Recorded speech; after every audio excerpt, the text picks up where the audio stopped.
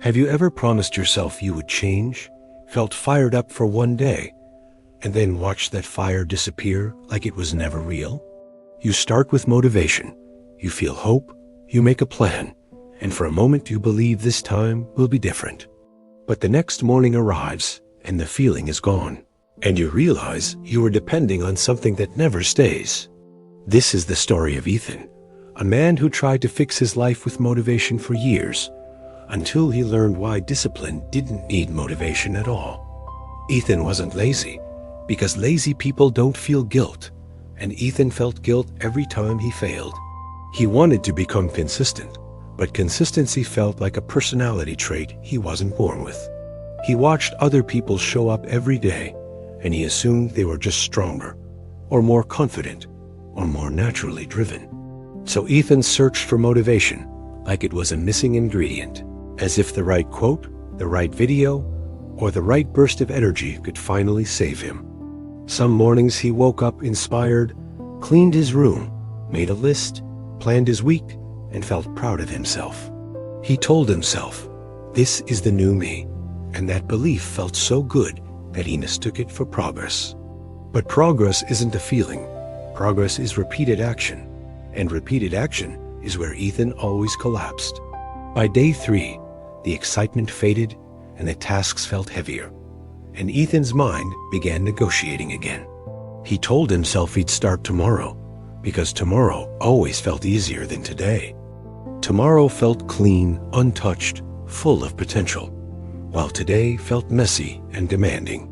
And slowly, Ethan built a pattern. Motivation would lift him, and life would test him, and he would drop back to zero. He began to fear that he was broken, because he couldn't understand why he kept returning to the same place.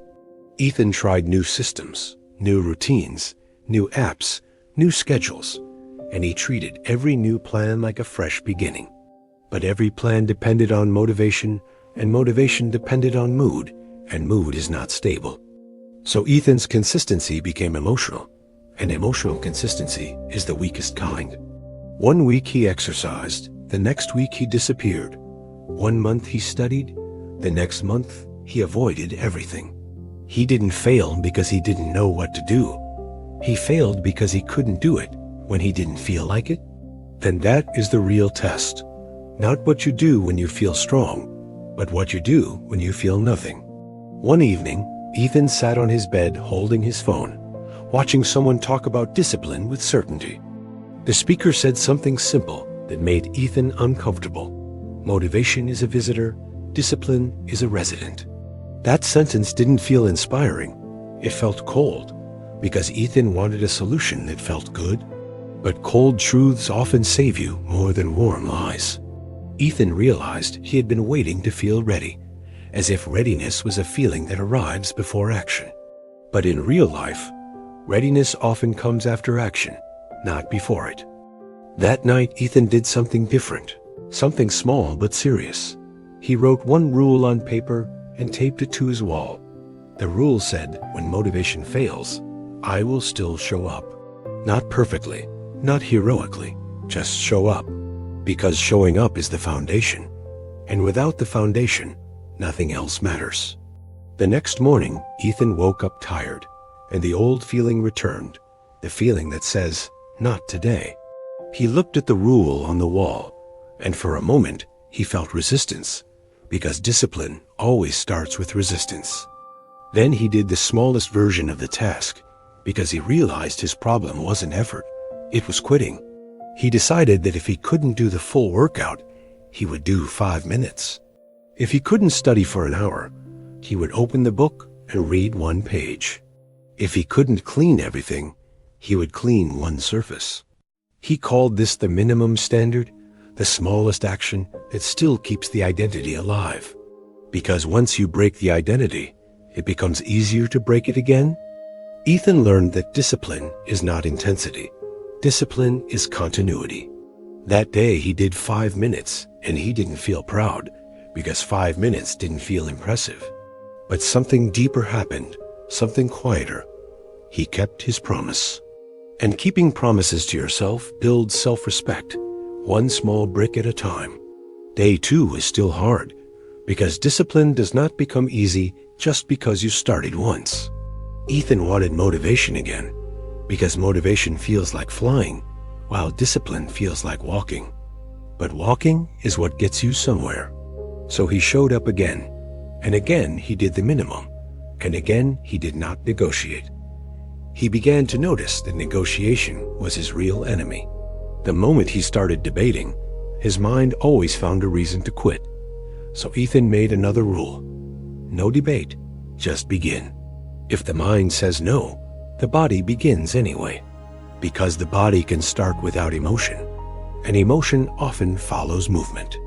By the end of week 1, Ethan had done something he hadn't done in years. He had shown up 7 times. Not at full power, not at full energy, but consistently. He felt a new kind of confidence, not the loud confidence of motivation, but the quiet confidence of evidence. Evidence is stronger than hype, because evidence cannot be argued with. Week 2 arrived, and the temptation returned, because the mind tests you when you become serious. Ethan had a stressful day and felt the urge to skip, and in the past, he always would have. But this time he told himself, discipline doesn't care about my day. Discipline cares about my identity. So he did the minimum again, and that minimum protected his identity from collapse. Ethan realized something important. You don't lose progress by having a hard day. You lose progress by disappearing. Discipline is not about never failing. It's about never vanishing. He also noticed that motivation began to return more often, but now it was a bonus, not a requirement. Because the mind starts respecting you when you stop acting like your feelings are your boss. Week 3 was different, because Ethan stopped needing to feel inspired to act. He began acting because it was who he was becoming. And that is the shift, when action becomes identity instead of a temporary project. He started waking up and doing his minimum before he could even think too much. He understood that thinking is often the doorway to quitting. So he moved first, and thinking followed. By day 30, Ethan looked back and felt shocked, not because he transformed overnight, but because he did not collapse. He realized motivation had failed him hundreds of times because it was never designed to be reliable. Motivation is like weather, and you can't build a life that depends on sunshine every day. Discipline is like architecture. It stands even when the weather changes. Ethan learned that discipline is not punishment. It is protection. It protects you from the version of yourself that keeps resetting your life to zero. And it protects your future from your current mood. He also learned that discipline is simpler than people make it sound. It is the decision to show up even when you feel nothing, and to do the minimum when you feel weak. Because the minimum keeps the chain unbroken, and the unbroken chain builds momentum. Ethan realized he had been chasing transformation, when what he needed was continuity. Transformation is a result. Continuity is the process. And the process is what you can control. If you are waiting for motivation right now, understand this clearly. Motivation will fail you again. Not because you are hopeless, but because motivation is not loyal. It shows up when life is easy and disappears when life is heavy. So build something stronger than motivation. Build a minimum standard you can do on your worst day. Write one rule and make it non-negotiable. When motivation fails, you still show up. Because discipline is not the thing that makes you feel powerful. Discipline is the thing that makes you become powerful. Start today with the smallest action that keeps your identity alive. 5 minutes, 1 page, 1 step, 1 task, 1 decision. And remember this, quietly and clearly, the way Ethan learned it after motivation failed him every time. Every story reshapes your mindset, and discipline is how you prove it.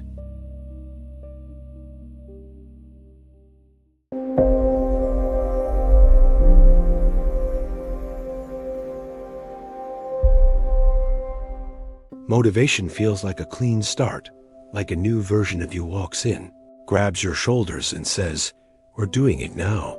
For a moment, everything feels possible, and that feeling is addictive.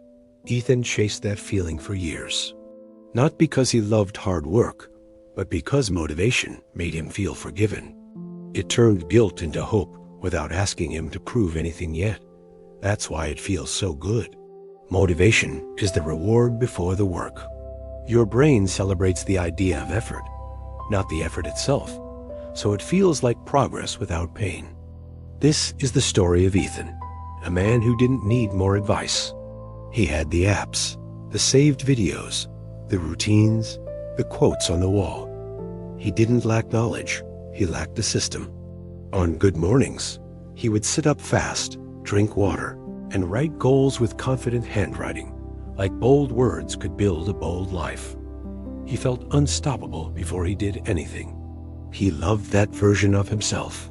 The version who trains early, works deep, stays calm, and never negotiates. In his mind, that man was real.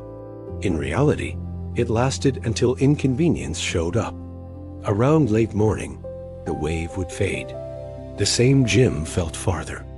The same task felt heavier. Nothing changed outside him, but his inner energy dropped, and his standards dropped with it.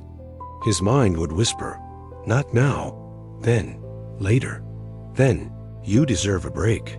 And later always sounded smart, because later never had deadlines, never had stress, never had doubt.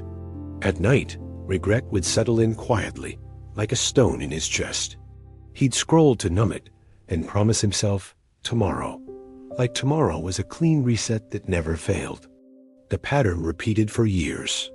Big starts, small finishes, endless restarts. The worst part wasn't failure once. It was failing the same way, with the same excuses, on different days. One evening, Ethan sat in his car after work and didn't turn the key. He stared at the dashboard, feeling angry in a silent way, not at life, but at the gap between intention and action. He thought, I can show up for everyone else. Deadlines, meetings, bills, responsibilities. But when it came to his goals, he acted like they were optional, like they were a hobby. That's when he saw the ugly truth. He treated discipline like a tool he could pick up when he felt good, not a standard he lived by when he felt bad. He was building on moods. Motivation made the trap worse, because motivation feels like movement. It lifts your heart, sharpens your mind, and you confuse emotion with change. You feel different, so you assume you are different. Ethan remembered the first time motivation hit him hard. A story, a transformation, music rising, words landing. He felt tears, not because the video changed his life, but because it made his life feel possible. He went to bed thinking, I'm done being this person. But the next morning, he woke up as the same person, in the same room, with the same habits waiting.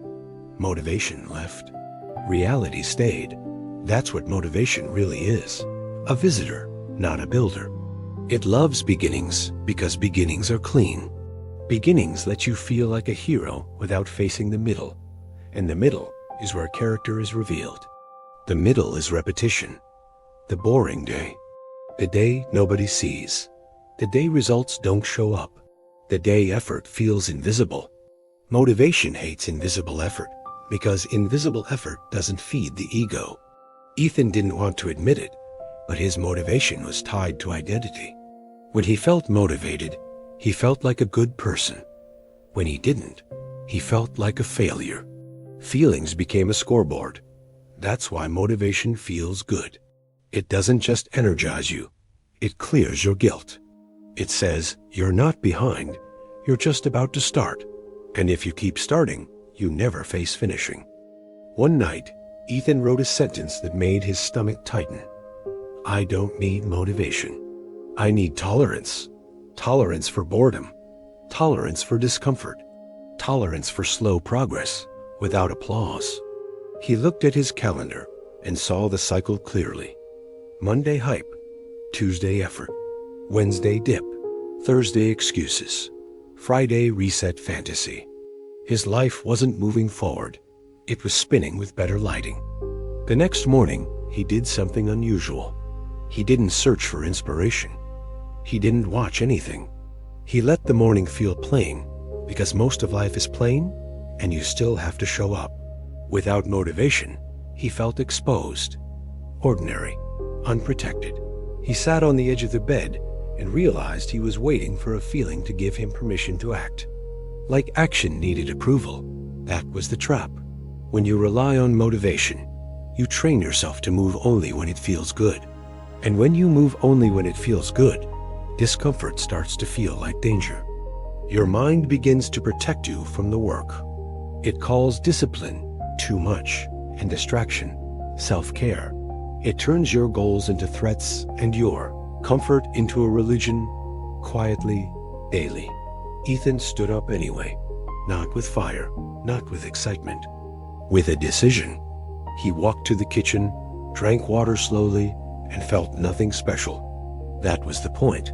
Act without reward. Then he did a tiny workout he could repeat. 10 push-ups, slow and clean.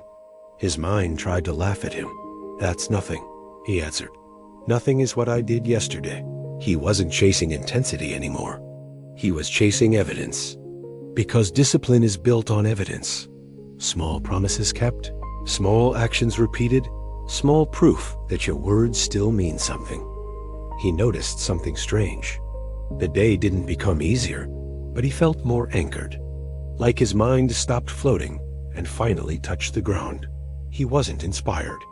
He was stable. Stability felt boring. And that scared him because he had trained himself to believe excitement equals progress. If it didn't feel dramatic, he assumed it didn't count. That afternoon, he felt the familiar dip again. The moment his brain begged for a quick hit. Scrolling, sugar, comfort, anything. He felt the pull like a magnet, subtle but strong. In that moment, he finally understood why motivation never lasts. Motivation is a high, and the brain always returns to baseline. When you build on a high, baseline feels like failure. He saw motivation like weather. Sunshine feels amazing, but you can't build a house out of sunlight. Discipline is the architecture. It stands when the weather changes, and weather always changes. Ethan created a simple rule: no 0 days. Not perfect days, not productive days.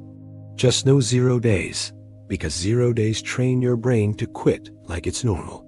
He wrote his minimum standard on a card. 5 minutes of movement. 5 minutes of focused work.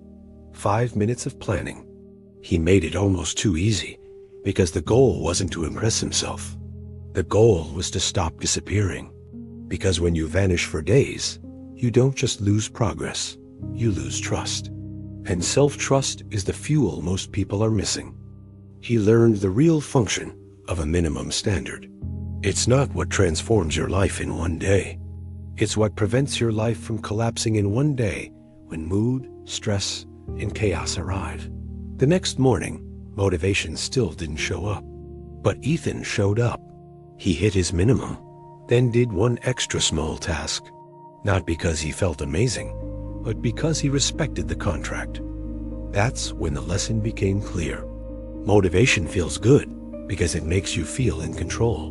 Discipline works because it creates control. One is the feeling of power.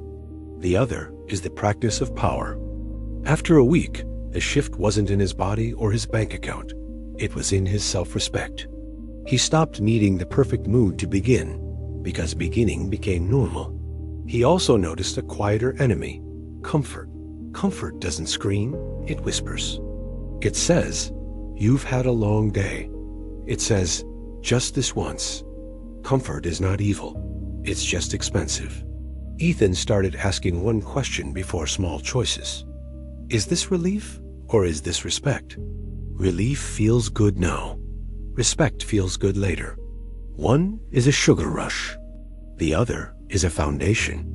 He realized motivation often pushes people toward relief. Discipline trains people to choose respect. That's why discipline looks boring. It doesn't entertain emotions. It trains identity. 2 weeks later, Ethan had a terrible day. Stress, mistakes, low energy. The old pattern came back like a familiar home. Skip everything, Restart Monday. Pretend the gap doesn't matter. He almost listened. Then he looked at his minimum standard card and felt something stronger than motivation. Accountability. The quiet kind that doesn't negotiate. The kind that cares about tomorrow. He did his minimum while feeling miserable. It wasn't impressive. It wasn't beautiful, but it was honest. It proved the goal was not dependent on mood, and that changed everything. That night, he wrote another sentence. Motivation is emotional. Standards are mechanical. And mechanical is good, because machines run even when you're not excited. He built a tiny tool for bad moments and named it the 60-second switch. Stand up. One deep breath. Name the next tiny action. Start for 1 minute before thinking. The switch wasn't magical. It was practical. It moved him out of paralysis and into motion. Because feelings often follow action, more than action follows feelings. He began to see motivation as a spark, not an engine. A match can start a fire, but it can't keep the house warm for months. He needed fuel, not hype. Discipline became that fuel, but not as punishment. As identity. As a repeated decision. I do what I said I would do. Simple, not dramatic, and that simplicity made it powerful. He stopped hunting the perfect routine and started building a loop. Cue, action, reward. Cue was time. Action was minimum standard. Reward was the checkmark and the self-trust it created. Self-trust was the real reward. Not excitement, not adrenaline. Self-trust is quiet but heavy. It changes how you walk into a room because you stop lying to yourself. Ethan noticed his mind got calmer. Not because life got easier, but because he stopped debating all day. When you rely on motivation, you negotiate every task. When you rely on standards, you reduce decisions. He wrote one more line. Ready is a feeling. Consistent is a skill. Skills don't vanish because you had a bad morning. Skills show up because you trained them. He also saw a truth most people ignore. Motivation feels good because it gives you the reward before the work. And when the reward comes first, the work starts to feel pointless. Your brain says, why suffer if we already feel accomplished? That's why motivation fades. It completes the story in your head too early, then leaves you with real work and no fuel. The next time motivation hit him, he smiled, but he didn't worship it. He used it like a bonus. He did the work faster, added a little extra, and still kept the minimum standard as the contract. He treated motivation like good weather. Enjoy it. Use it. Don't build your life around it. Because the day the weather changes is the day most people disappear. Months passed, and Ethan's life looked different in quiet ways. Not because he became superhuman, but because he became predictable in the right direction. Predictable actions create predictable results. He didn't always feel confident. He didn't always feel strong, but he kept moving, and movement created confidence the honest way, the kind that comes from proof. One night, he found an old page full of bold goals from a previous new start. He didn't feel shame. He felt clarity. He saw how many times he tried to leap instead of climb. He wrote a rule beneath it. Small steps daily beat big jumps monthly. Discipline doesn't change you by force. It changes you by repetition, and repetition is what the brain believes. Ethan realized why people stay stuck for years. They keep waiting to feel like the person they want to become. But identity comes after actions, not before them. You don't act disciplined because you are disciplined. You become disciplined because you act. That simple order flips everything, and most people never learn it. He stopped saying, I need motivation. He started saying, I need to show up.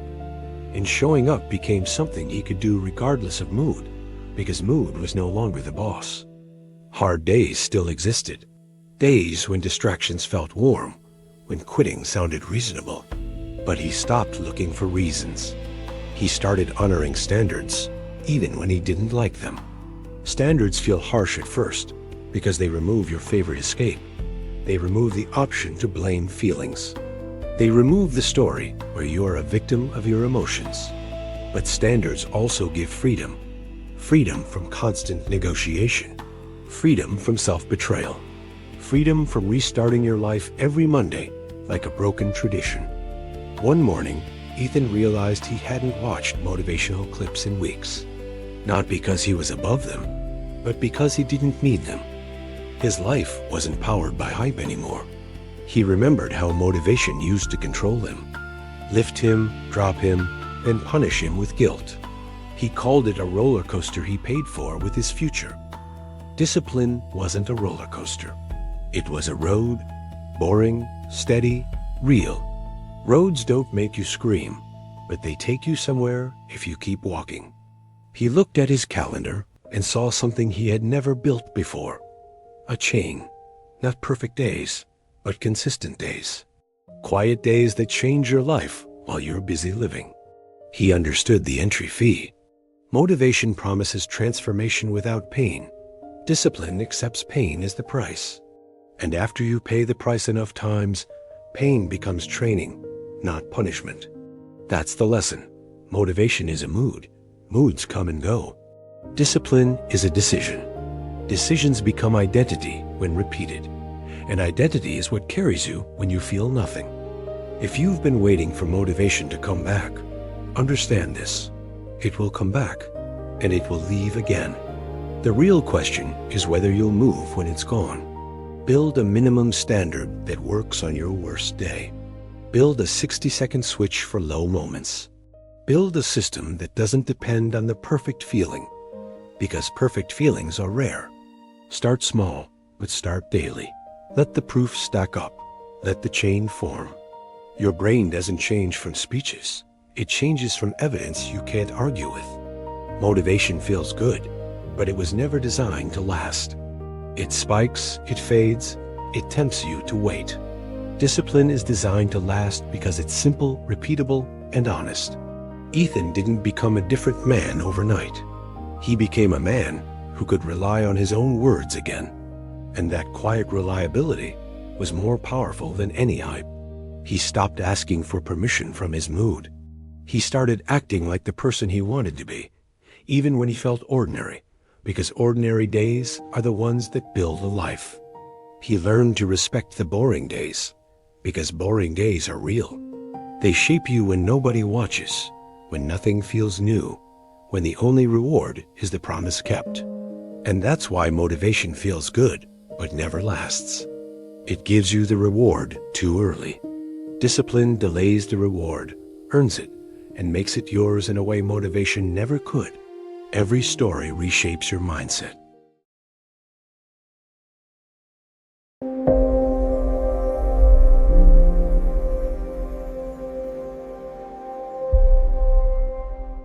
He kept telling himself the same sentence like it was wisdom. I'll start when I feel ready. It sounded responsible, mature, even strategic, and it let him delay without calling it delay. Ready meant energized. Ready meant confident. Ready meant clear. Ready meant the perfect mood, the perfect plan, the perfect morning where nothing unexpected could touch him. The problem was simple. That morning rarely came, and when it did, it didn't last long enough to build a life. This is the story of Noah, a man who wasn't lazy, wasn't dumb, wasn't hopeless. He was just trapped in the most common lie. He thought readiness comes before action. Noah had goals that looked reasonable on paper. Hit in shape, learn a skill, build something real, fix his finances, become the kind of person who follows through. He even had motivation sometimes. He would feel a surge at night, write plans, make lists, and picture a future version of himself who didn't hesitate. Then morning would arrive, and the surge would be gone. The list would feel heavy. The first step would feel unclear, and his mind would return to its favorite escape. Not yet. He didn't say, I'm scared. He didn't say, I'm avoiding discomfort. Said, I'm not ready, because not ready sounds neutral, like a temporary condition, not a choice. The longer he waited, the more he believed waiting was preparation. He called it research. He called it planning. He called it timing. But deep down, it was fear wearing a clean shirt. He watched other people move. Not perfectly, not smoothly, but consistently. They posted progress, shipped work, finished projects, and Noah felt a quiet frustration that didn't know where to go. He told himself they had something he didn't. More talent, more confidence, more discipline, more time. Something. Anything that explained why they could begin. The truth was harsher.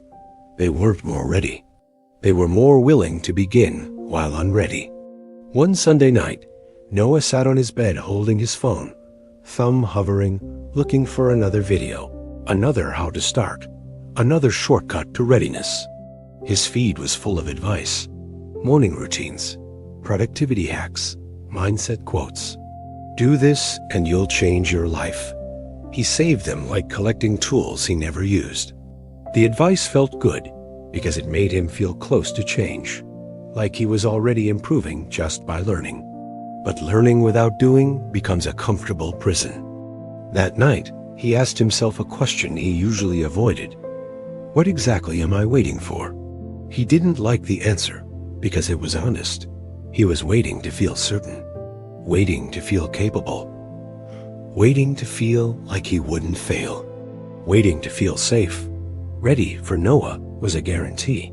And life does not give guarantees to people who refuse to move. The next morning, he planned to start again. He set an alarm. He placed his clothes by the door. He promised himself, this time will be different. When the alarm rang, he opened his eyes and felt nothing. No fire, no excitement. Just a normal body and a normal mind and a normal morning. He stared at the ceiling, and the old voice returned, calm and persuasive. Wait until you feel it. He almost obeyed, because obeying felt familiar. Then something small happened. A memory flashed of all the mornings he waited, and all the nights he regretted. He felt tired of repeating the same script. He whispered, what if ready is not a feeling? He sat up slowly, like he was stepping into unknown territory. Noah stood up, walked to the kitchen, drank water, and still didn't feel ready. That's when he realized the most important detail. Feeling ready wasn't required to move. His mind tried to argue, if you start unready, you'll do it wrong. He answered, doing it wrong is still doing it. He remembered a line he once heard and never practiced.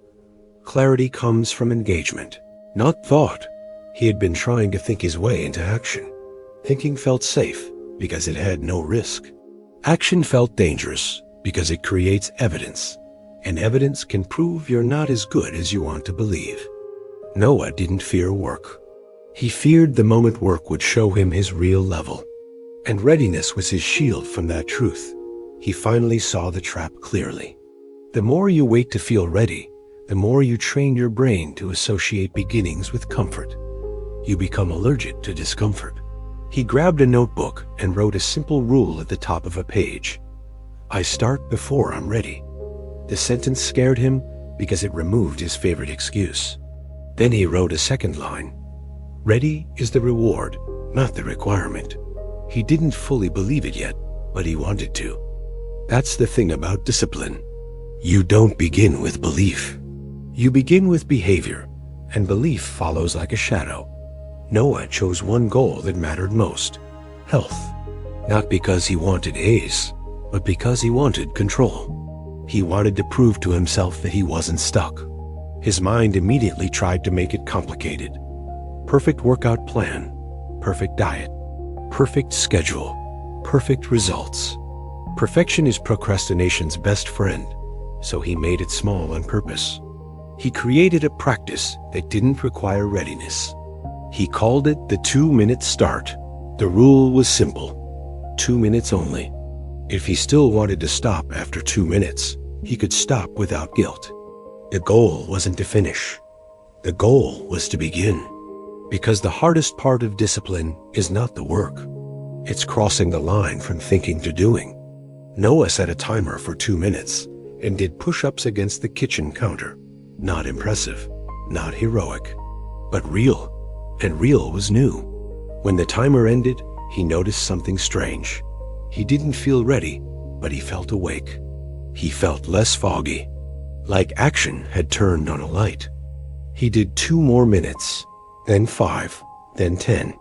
Not because he forced himself, but because momentum had replaced hesitation. That morning taught him a painful truth. He had been waiting for readiness to create action, but action was the thing that created readiness. Later that day, he used the 2-minute start again, but for a different goal: learning. He opened the lesson, watched for 2 minutes, took 1 note, and stopped. The win wasn't the lesson. The win was identity. He was becoming someone who starts. That night, Noah wrote a sentence that felt heavier than motivation. I can be scared and still move. He had never allowed both to be true at the same time. The next day, he woke up and felt even less ready. Stress, bad sleep, a busy schedule. The kind of day he used to treat as a reason to quit. He almost skipped. The voice said, do it when life is calmer. But life doesn't calm down for people who wait. It just changes its chaos. Noah did 2 minutes anyway. Then he stopped. That was fine. Because he didn't break the chain, and the chain was the real system. He created another rule. No 0 days. Not perfect days. Not big days. Just no 0 days, because 0 days trained the brain to disappear. Over the next week, he started noticing how often not ready showed up in his life. Not ready to apply. Not ready to post. Not ready to start the project. Not ready to have the conversation. He realized not ready wasn't information. It was emotion. It was fear, uncertainty, vulnerability, and ego protection pretending to be logic. That's why the phrase is so dangerous. It sounds like a temporary condition, but it's actually a permanent lifestyle if you let it run. Noah wrote a question on a sticky note and placed it near his desk. What would I do if ready didn't exist? The question hit him like cold water. He began practicing something called the ready test. Whenever he caught himself saying, I'm not ready, he had to finish the sentence honestly. I'm not ready because I'm afraid of failing, afraid of looking stupid, afraid of wasting time, afraid of being judged, afraid of trying hard and still not winning. The truth was always hiding behind the same curtain. And once he named the fear, it shrank. Not because fear disappears, but because it loses the power of secrecy. Unnamed fear controls you. Named fear becomes manageable. Noah also stopped waiting for confidence. He learned confidence isn't a prerequisite. Confidence is a receipt. It's proof you get after you do the thing repeatedly. He started measuring progress differently. Not by results, not by feelings, but by starts. Did I start today? Did I cross the line? Did I keep my promise? That shift changed everything. Feelings became background noise. Standards became the signal. Then life tested him. A week of chaos, family problems, work pressure, low energy. The exact season where his old identity would collapse. The old voice returned with a softer tone. You can pause. You can restart later. You've earned it. Comfort always speaks like a friend. Noah answered with a standard, 2 minutes. Even in chaos, he could do 2 minutes. Even in chaos, he could start. That was the day he learned discipline isn't about intensity. It's about continuity. It's about staying connected to the person you're becoming. He noticed a strange benefit. When he started small daily, he felt calmer. Not because his life was easier, but because he stopped carrying the guilt of avoidance. Avoidance creates mental noise. The mind keeps whispering, you should be doing it. Starting quiets the whisper, because action ends the argument. Noah also learned that readiness is often just ego.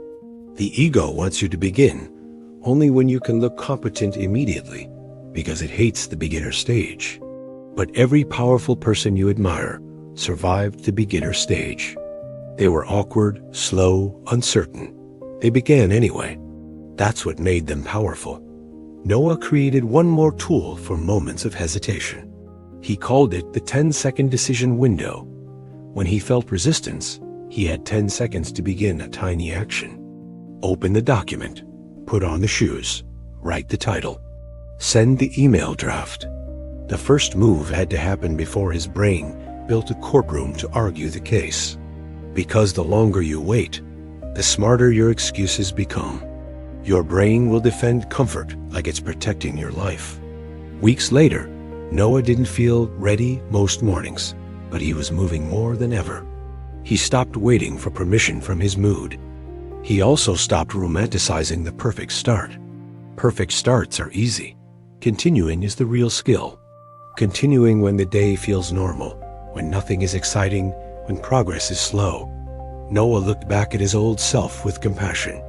He wasn't weak. He was trained. Trained to wait, trained to hesitate, trained to believe comfort was wisdom.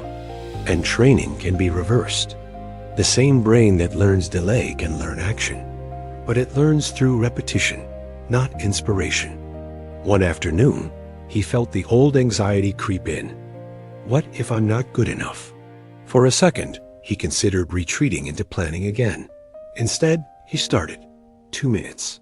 10 seconds. One small move. And the anxiety didn't disappear, but it stopped driving. That's the real victory. Not feeling fearless. Feeling fear can still choosing forward. Noah wrote his final rule in bold ink. I don't wait to feel ready. I act to become ready. It became his compass when his emotions got loud. He also learned to trust the boring days. Boring days build the base. Boring days are where consistency is forged, and consistency is what changes a life. If you're waiting to feel ready, listen carefully. Ready is not a door that opens. Ready is a muscle you build. It gets stronger every time you start unprepared. Stop trying to think your way into courage. Start your way into courage. 2 minutes is enough. 10 seconds is enough. One tiny action is enough to break the spell. Use the ready test when you hesitate.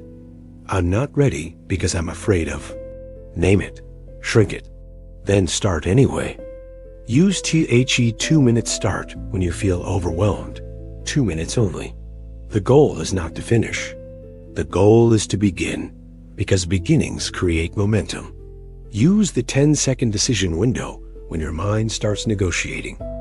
Begin a tiny action before the excuses organize. Don't argue with your brain. Move your body. Noah didn't become a different man because he finally felt ready. He became a different man because he stopped waiting for a feeling that was never coming. And once he stopped waiting, the strangest thing happened. He started to feel ready more often, not because readiness arrived first, but because action taught his brain what forward feels like. That's the lesson he wishes someone had told him years earlier. You don't wait for readiness. You create it. You don't wait for confidence. You earn it. Your future isn't built by the days you feel unstoppable. It's built by the days you feel uncertain and still do the small thing you promised yourself.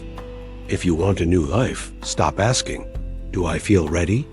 Start asking, what is the smallest start I can do right now? Then do it before you think. Because the real problem was never that Noah wasn't ready. The real problem was that he believed readiness was required. Every story reshapes your mindset.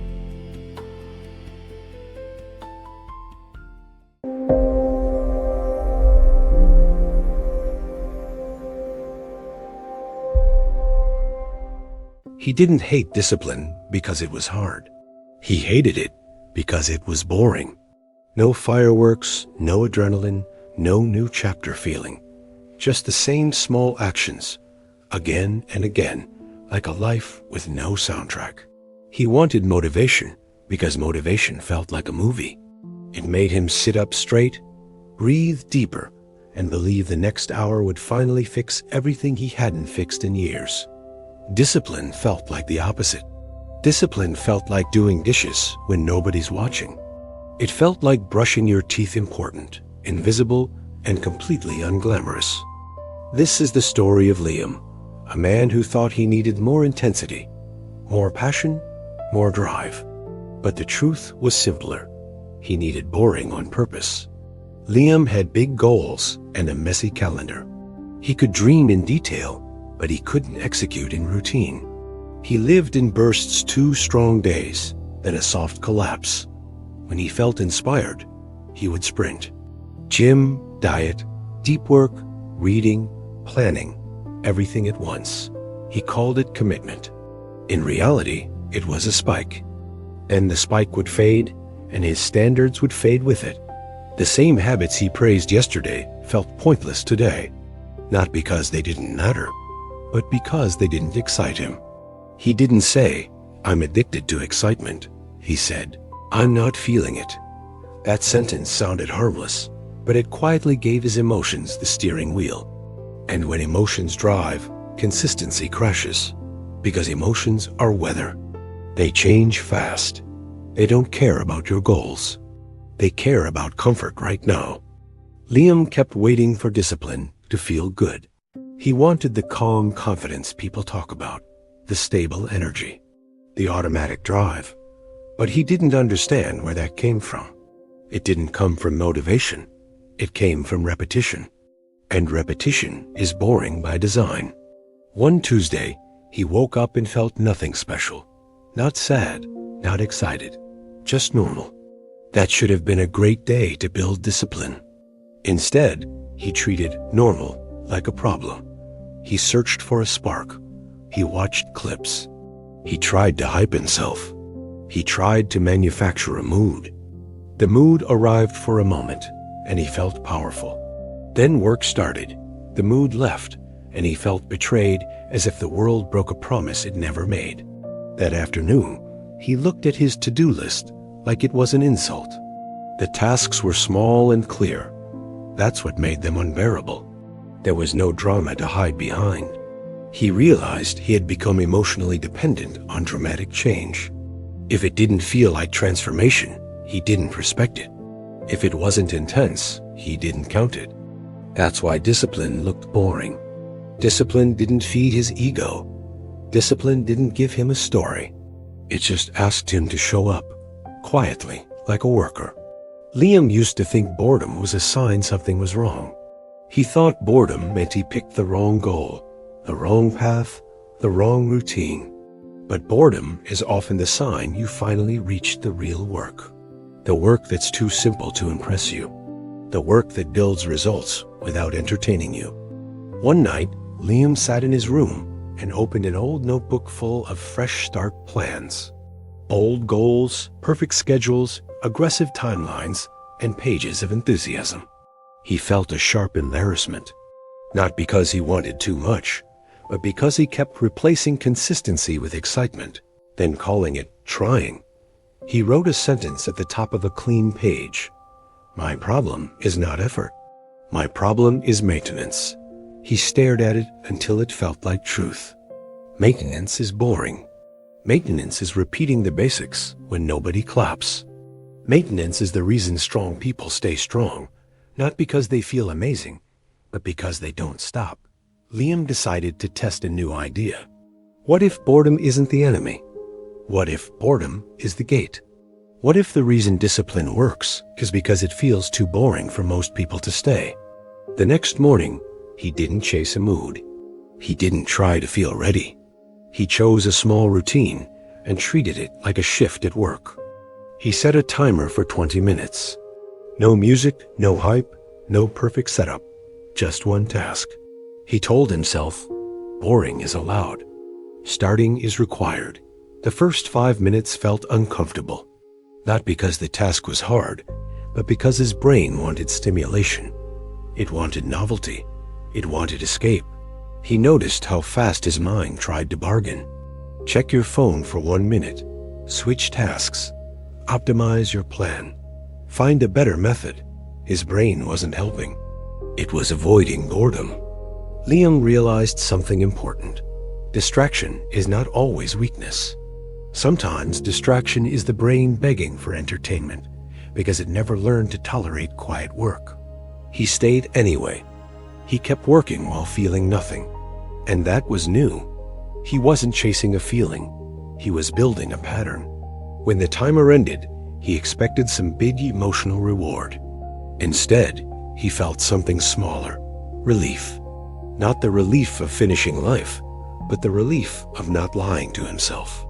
He wrote one line in his notebook. "I did it while bored." That sentence felt heavier than motivation because it was proof. The next day, he repeated the same 20 minutes. Boring again.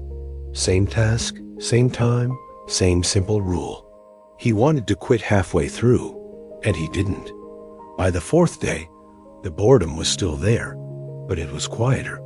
Like a child who stops screaming when it learns screaming doesn't change the rules. Liam started to see discipline differently. Discipline wasn't a personality trait.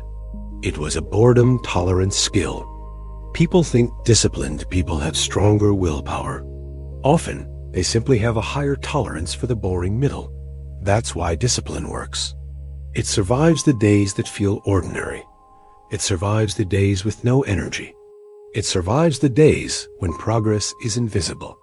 Liam remembered how he used to treat invisible progress like failure. If results didn't show quickly, he assumed he was wasting time. That belief kept him stuck, because real growth is slow and quiet.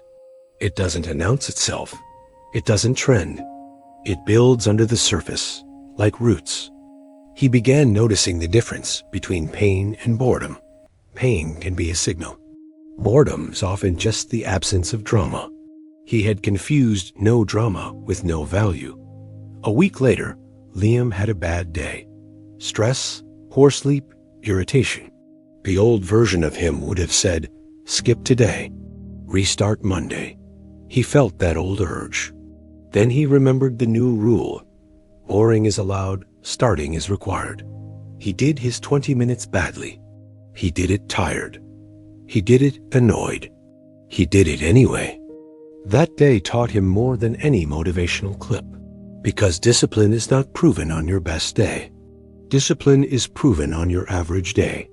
Liam started applying this to everything. Fitness, work, learning, finances. Not with huge plans, but with boring minimum standards. He created a small list he called the boring basics. Water, movement, one focused block, one tiny improvement, one quick review at night. The list looked too simple to change a life. That's why it was powerful. Simple is repeatable. Complicated is negotiable. Liam realized he had been addicted to complicated plans because complicated plans made him feel smart. But simple plans made him consistent, and consistency was the thing he actually needed. He stopped trying to transform every week. He started trying to maintain every day. Maintenance became the new flex. After 2 weeks, something strange happened. His cravings for motivation got smaller. Not because he didn't care, but because he no longer needed a feeling to begin.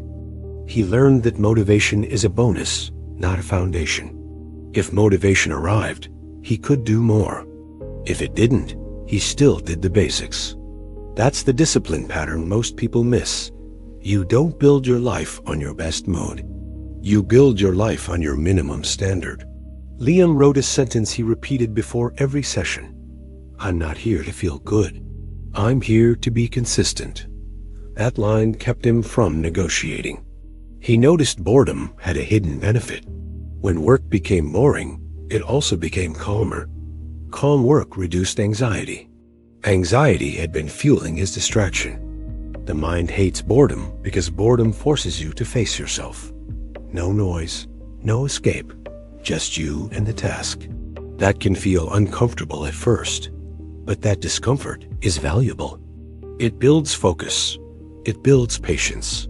It builds the ability to stay with something long enough to matter. Liam started to respect boring people, the ones who train quietly, the ones who show up without posting it, the ones who look average on the outside but are dangerous inside because they're consistent. He realized the world rewards boring effort because boring effort compounds.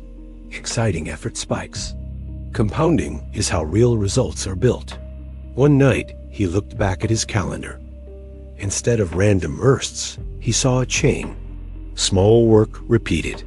The chain was not impressive in one day, but it was powerful over time. He finally understood why discipline feels boring. Discipline removes drama. It removes the emotional roller coaster. It replaces high with steady, and steady doesn't entertain you. But steady protects you. Steady keeps you moving when life gets noisy. Steady keeps you from restarting your life every Monday. Liam also noticed something else.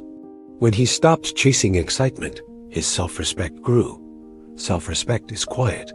It doesn't hype you. It settles you. He stopped asking, "Do I feel like it?" and started asking, "What do I do no matter what?" That question changed his identity. He created a tool for days when boredom felt heavy. He called it the 5-minute anchor. 5 minutes of the habit, no matter what, just to keep the chain alive. The anchor wasn't about progress that day. It was about identity protection. It said, "I am still the person who shows up." Liam realized that the goal is not to feel disciplined. The goal is to behave disciplined until the behavior becomes normal. Normal is the real victory, not intensity, not hype, normal. When the habit becomes as normal as brushing your teeth, it stops feeling like a decision. That's why discipline works. It turns big dreams into boring routines, and boring routines into automatic results. He also learned boredom's a filter. It filters out people who want results without repetition. It filters out people who want progress without patience. If you can tolerate boring, you can tolerate the process.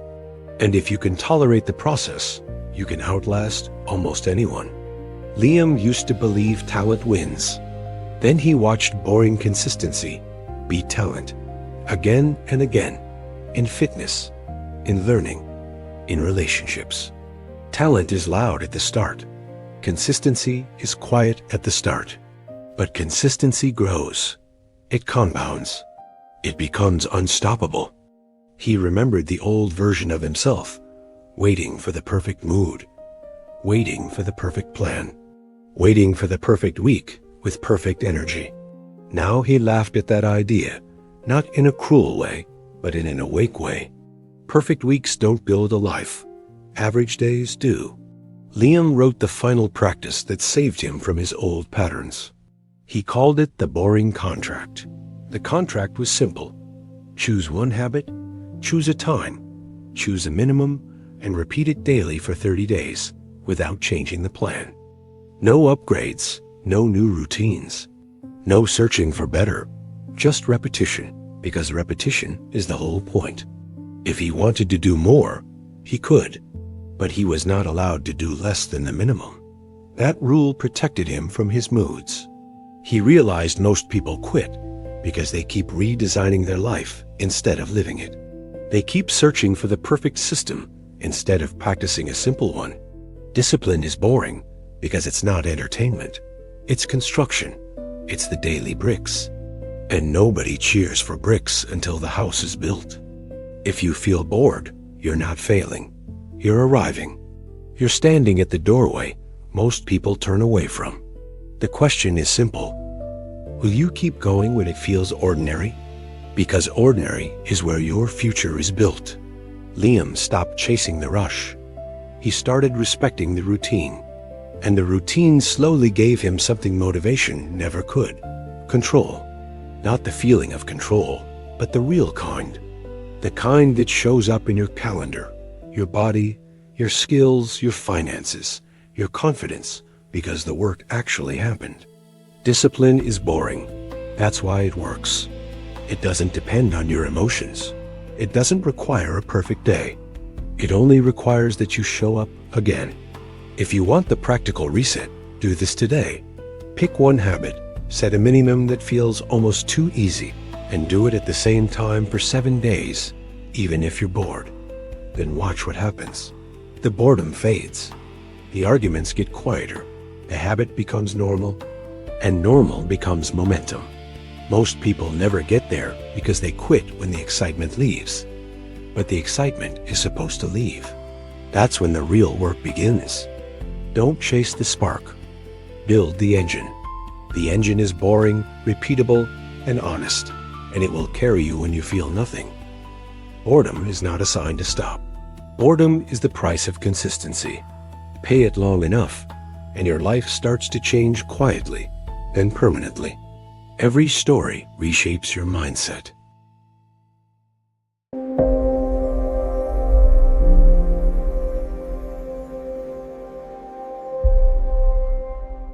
Everyone loves talent because talent looks like magic. It looks like a shortcut. It looks like a gift you either have or you don't, and that story feels comforting because it removes responsibility. Consistency is the opposite of magic. It's boring, slow, repetitive, and honest. It doesn't impress people in one day, but it quietly humiliates talent over time. This is the story of Ryan, a man who believed he was not built for it, not built for success, not built for discipline, not built for confidence. He thought he lacked talent, so he stopped showing up. Ryan had proof that he could be good. In school, he learned fast. At work, he solved problems quickly. People told him he was smart, and for a while, that praise felt like a future.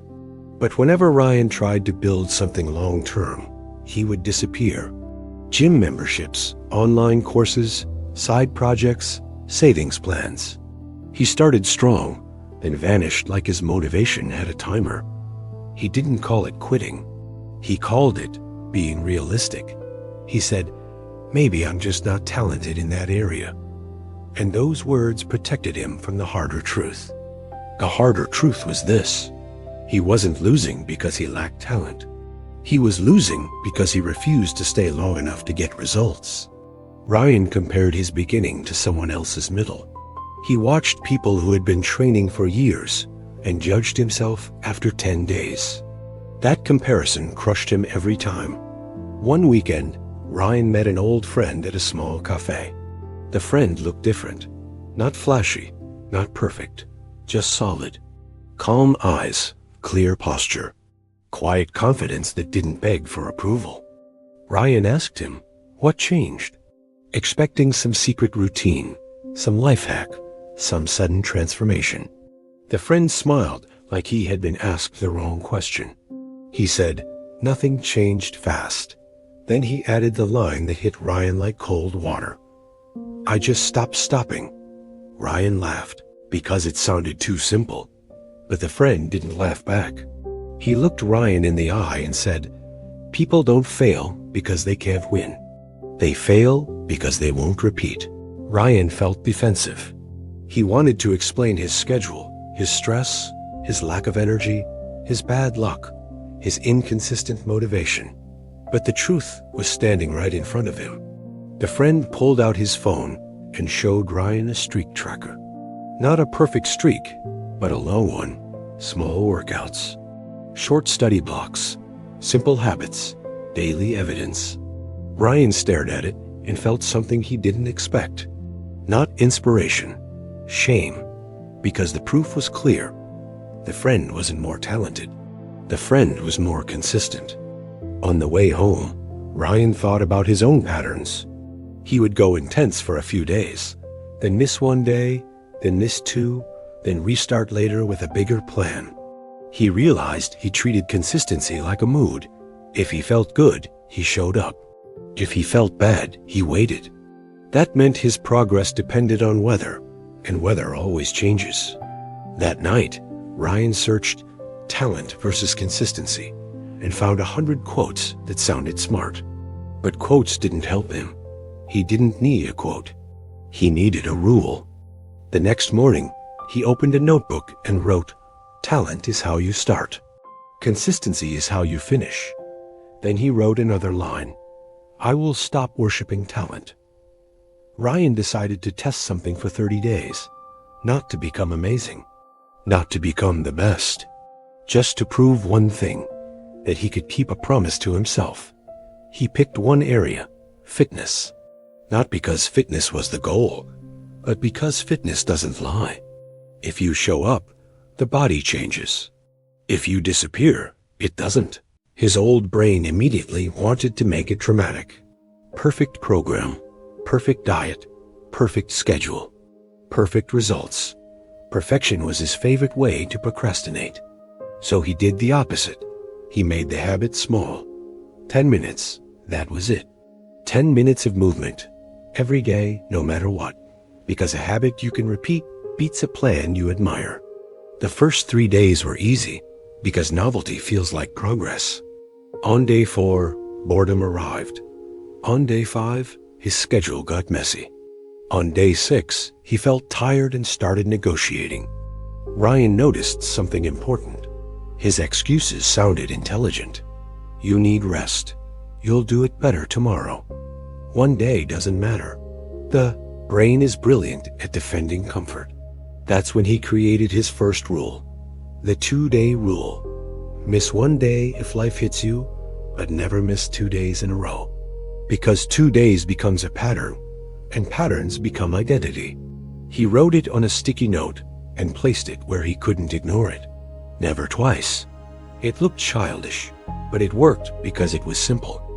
1 week in, Ryan didn't feel like a new man. He felt normal, but normal was the point. Consistency isn't a hero moment. It's removing drama from your routine. He started seeing how talent tricks people. Talent makes the first step feel easy, so you expect the second step to feel easy too. When it doesn't, you assume something is wrong. Consistency teaches the opposite lesson. The work is sometimes boring, sometimes annoying, sometimes uncomfortable, and you still show up because showing up is the skill. In the second week, Ryan had a busy day. He almost skipped. Then he remembered the 10-minute rule and said, I can do 10 minutes badly. He did a lazy workout and felt proud. That pride confused him at first. Why would he feel proud of something small? Then he realized pride doesn't come from size. Pride comes from integrity. Integrity is doing what you said you would do.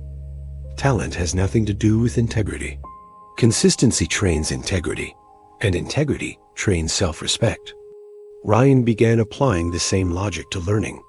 He wanted to improve his English. He used to binge study for 2 hours, then disappear for 2 weeks. This time, he did 15 minutes daily, just listening, repeating, writing a few lines. Small, consistent contact with the skill, like tapping a stone until it becomes smooth. After 10 days, he noticed his brain started expecting the habit. The resistance got quieter. The decision got easier. That's what consistency does. It turns effort into routine. Ryan finally understood why consistency beats talent. Talent is potential. Consistency is conversion. Potential means nothing until it becomes results, and results come from repetition. The world rewards people who can be trusted. Trusted to show up. Trusted to finish. Trusted to keep going when it's boring. That trust is built by consistency, not talent. Ryan remembered people he admired. Athletes, creators, leaders. He used to think they were born different. Now he saw a more honest explanation. They were trained different. Training doesn't just build muscles or skills. Training builds a mind that stops negotiating. A mind that sees the work as normal, not optional. In week 3, something hit Ryan hard. A coworker praised someone else as so talented. Ryan felt a small bitterness because he used to want that label. Then he realized the label is a trap. Being called talented can make you protect your image. You avoid beginner work because beginner work looks messy, and messy threatens the gift story. Consistency frees you from image. It makes you humble enough to be bad repeatedly until you get good. Talent often makes people too proud to be bad. Ryan started measuring success differently. Not by outcomes, not by compliments, not by mood.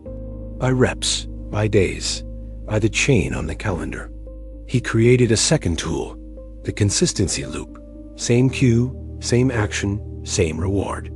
Cue, a time. Action, a small habit. Reward, a check mark, and a short note. The short note was important. Every night, he wrote one sentence. I kept my word today. That sentence became fuel because it reminded him he was becoming reliable. After 20 days, he noticed something strange. He was less anxious. Not because life got easier, but because he stopped carrying the guilt of avoidance. Avoidance creates noise. Your mind keeps whispering, you should be doing it. Consistency quiets that whisper because action ends the argument. Ryan also noticed he had more confidence. Not loud confidence, quiet confidence. The kind that doesn't need to talk because it has evidence. That's another reason consistency wins. Confidence built on talent is fragile. One failure and it shatters. Confidence built on consistency is durable because it is based on proof, not identity. One day, Ryan saw someone online make progress faster than him. His old self would have quit out of jealousy. This time, he smiled and kept going. Because consistency teaches patience. It teaches you that speed doesn't matter as much as staying. The only people who truly lose are the ones who stop long enough to reset to zero. Near the end of the month, Ryan missed a day. Then he felt panic. He thought, here it comes. The collapse. That's what his history taught him. He looked at the sticky note. Never twice. He did 10 minutes at midnight, tired and annoyed, just to keep the rule alive. It felt ridiculous, and it saved him. He realized consistency is not about perfect performance. It's about recovery speed. How fast you return after you slip. Talent can't save you there. Only a system can. Ryan began to see the real battle. Not talent versus no talent. The real battle is repetition versus emotion. Repetition builds. Emotion negotiates. The mind will always offer you a deal. Skip today, restart tomorrow. That deal sounds small, but it trains your brain to break promises. Consistency is simply refusing that deal most days. It's choosing the smaller pain now to avoid the bigger pain later. Regret. Ryan wrote a sentence that became his new identity. I'm not special. I'm consistent. At first, it felt like an insult. Then it felt like freedom. Freedom because he no longer needed to be gifted. He just needed to show up. And showing up is available to anyone, even on bad days. He started noticing how many talented people stayed stuck. They would start strong, then stop. They had speed, but no direction. They had ability, but no structure. Meanwhile, average people kept growing. They improved slowly, then suddenly. Not suddenly in reality, but suddenly to outsiders who weren't watching the boring middle. Ryan realized consistency creates compounding. Like interest, small daily deposits become big change over time. Talent without deposits stays empty. He made one more practice, the 5-minute save. On days when life was chaos, he did 5 minutes. Not to progress, but to protect the chain. He understood the truth most people miss.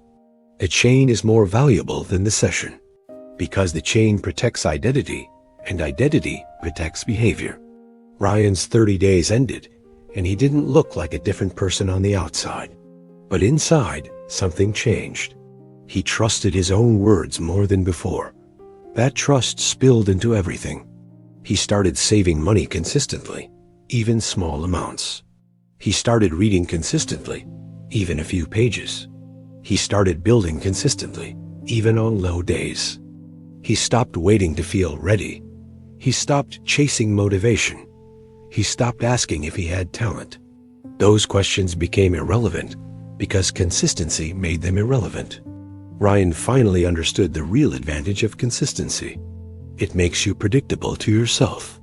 When you are predictable in the right direction, your life becomes easier to build. The world is full of people who are talented and unreliable.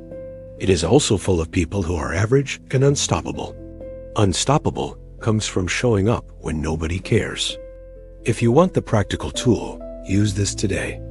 Pick one habit you've been inconsistent with and shrink it until it's impossible to refuse on your worst day. Then apply the 2-day rule. Miss once if life happens, but never miss twice. Your goal is not perfection. Your goal is to prevent the slide. Then build the consistency loop.